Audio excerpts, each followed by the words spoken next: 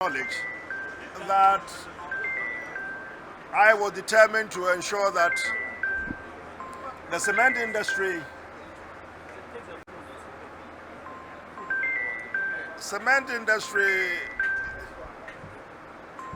is properly regulated in terms of two segments.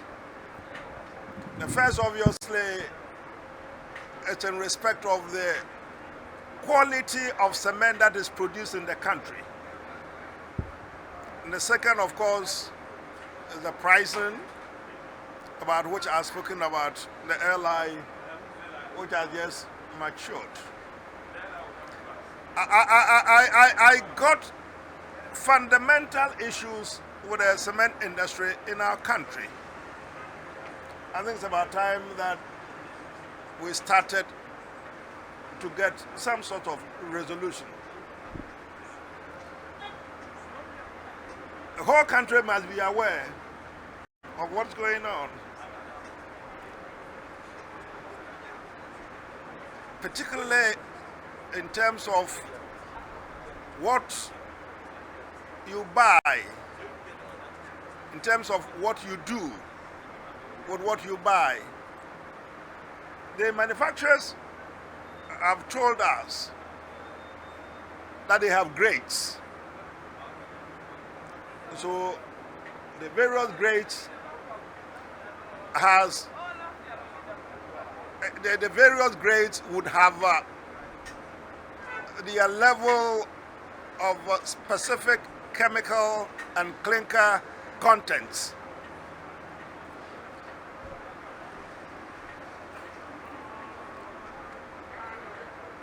The nation should be quite aware of this, should be conscious of this, because I'm getting worried myself.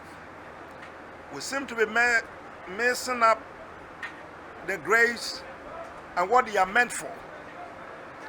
I think it's about time, indeed, at my own level, I took it up and explained and sounded this caution to the consuming public of cement. Be careful of what you are buying and what you are putting it, the use to which you are putting it.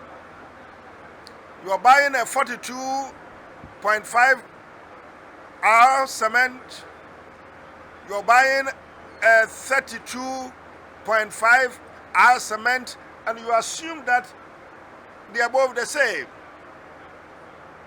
They are not. It's been brought to my attention. The country should know. You buy 32.5 R cement is not the same as 42.5 R cement. They have different qualities. They have different levels of purity. You cannot use one particular cement that is for the laying of solid foundation when it does not correspond to the qualities and the purities required for that. We're talking about the structural soundness of your building. Be careful of what you are buying. Make sure that you understand what you are buying and what it's meant for. It's recently been brought to my attention that there is what you call plaster cement. Plaster cement is not the same as that solid one, the 42.5 R. It's not. I chanced upon these guys the other day who were using the 32.5 for foundational work. I asked why they were so constructing it that way. They didn't seem to appreciate the differences, the massive differences between the two brands, the two types, quality and structural integrity. I want the country to know. You go out there, you should know what cement you're buying and why you're buying that and what is it intended for. Of course, the Ghana Standards Authority is going to go out there and then explain all of this. Indeed, I have directed that rather than present it in the same package, there probably would have to be some differentiation between the packaging so that when you are buying a particular type of cement, you know what is it that you are buying and what is it for. That's about it. We have the LI already for cement, the manufacturer, the licensing, the registration. We have that in place. But I think what is exciting all of you this afternoon is really the one that kind of gained a certain amount of advertisement before we rose, and that is the one to do with the pricing.